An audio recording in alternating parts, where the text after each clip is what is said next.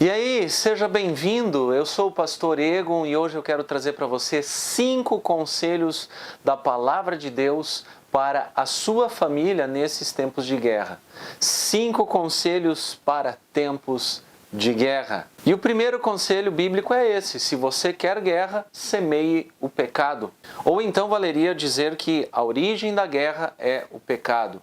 E o que eu quero dizer com isso? É guerra em todos os níveis. O ser humano, é claro, ele não gosta de guerra, mas por causa do pecado, por causa daquilo que mancha a nossa vida, mancha o nosso coração, nós caminhamos e vivemos em guerra. A nível pessoal, por exemplo, quando nós optamos viver no pecado, quando muitas vezes a gente sabe que é pecado, mas seguimos por este caminho, estamos trazendo a guerra para dentro da nossa vida. Em nível familiar, quando a gente dá voz ao pecado dentro da nossa família, seja na mentira, seja no vício, seja na discussão, na traição, entende? Como a gente está trazendo a guerra para dentro do nosso lar, para dentro da nossa família. Ou então como a gente está acompanhando nação contra nação. A guerra ela é movida por desejo, por vaidade, por orgulho, por uma busca pelo poder. E tudo isso tem origem no pecado. Então, quanto mais nós damos voz ao pecado, mais nós caminhamos para uma vida de guerra. Dentro da nossa casa é necessário a gente ter essa percepção que não podemos dar voz ao pecado. Precisamos da presença de Deus para não darmos voz ao pecado. Quando o apóstolo Paulo fala a respeito do pecado, ele escreve dizendo assim: todos pecaram e estão afastados da glória de Deus.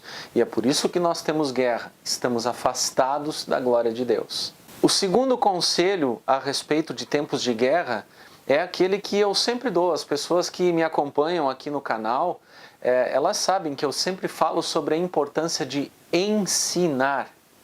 Ensine sobre a guerra.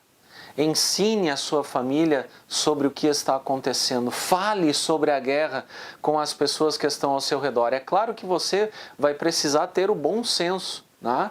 Você vai precisar ter um domínio de palavras para você falar de guerra, por exemplo, para crianças pequenas. Para explicar para elas o que é a guerra, por que a guerra está acontecendo. Mas é necessário falar sobre ela, porque senão eles crescerão como pessoas que não têm noção do que é, que não saberão agir, não saberão se posicionar diante de momentos tão delicados quanto esse que a gente está vivendo. O povo de Israel no Antigo Testamento inúmeras vezes falava sobre as guerras que eles tiveram, que eles passaram, sobre tempos de guerra. Inclusive eles falavam e ensinavam por meio de canções. Um exemplo é o Salmo 136. Que em determinado momento vai falar sobre como Deus fez o povo vencer guerras contra reis grandes e famosos, contra o rei Seom, contra o rei Og de Bazã, né? E deu a terra por herança ao povo de Israel, porque a sua misericórdia dura para sempre. É uma das formas do povo passar adiante essa história de guerras que o povo teve que passar e ensinar a sua herança, né, a respeito do porquê aquelas guerras ocorreram e de como Deus foi bondoso agindo com o povo naquelas situações. Então, ensinar sobre a guerra é um papel importante que Deus dá a nós, como pais, mães, avós e avós, né? Falar e ensinar aos nossos pequenos a respeito de tudo que envolve uma guerra. E o terceiro conselho que eu quero deixar para você é: não se desespere. Aprenda a desviar o teu foco da guerra, pelo menos em alguns momentos do dia. Eu sei que muitas vezes nós estamos cercados por notícias e informações sobre relatos de guerra, sobre quanto mais traumáticas as notícias, melhor, quanto mais explosivas as histórias, melhor. Mas tem um momento na nossa vida em que nós precisamos desviar o nosso olhar. Então tira um tempo no teu dia para sentar com os teus filhos, para sentar com a tua família e não falar de guerra.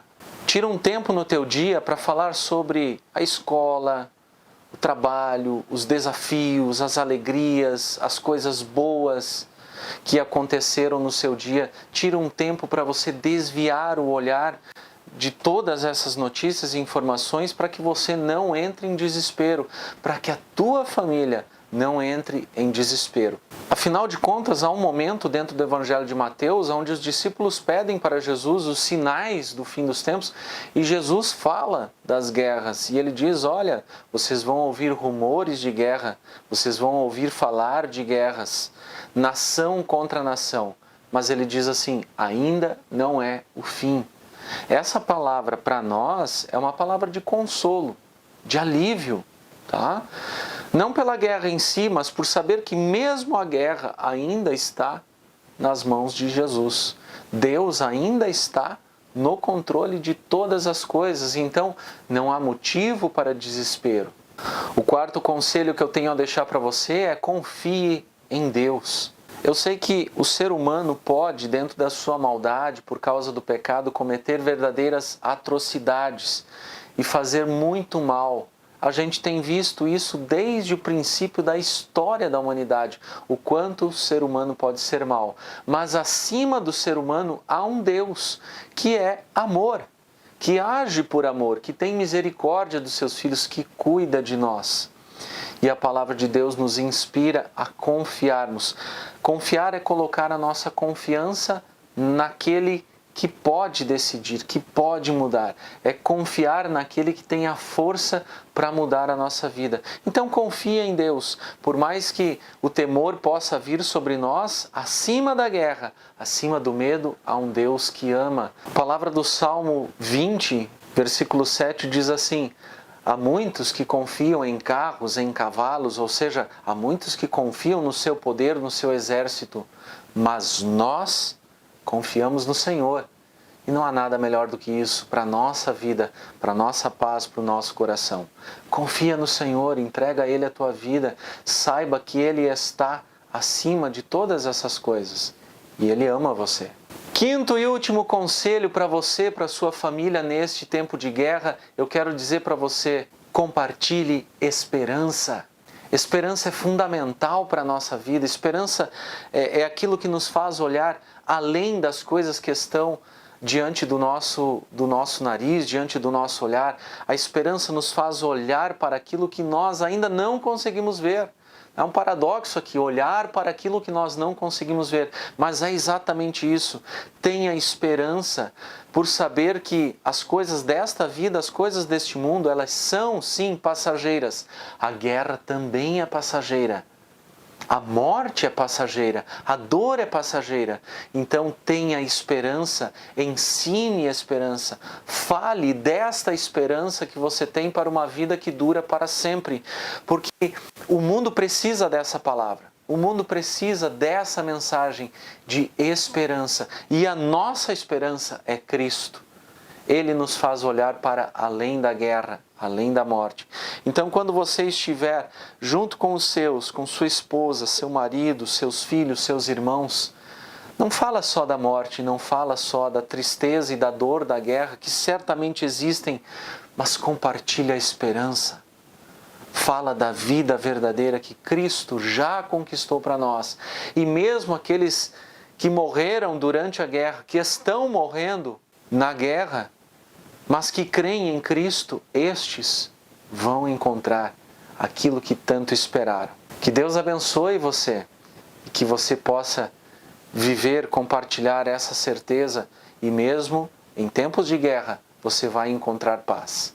Se você gostou deste conteúdo, se você gostou destes 5 conselhos bíblicos para tempos de guerra, então ajuda o canal a crescer, compartilha esse vídeo, manda ele para todas as pessoas que você conhece, se inscreve no canal e eu tenho plena certeza de que muitas coisas boas ainda virão e a gente ainda vai trazer muito a palavra de Deus para dentro da sua casa, do seu lar. Que Deus te abençoe, um grande abraço e a gente se vê no próximo vídeo.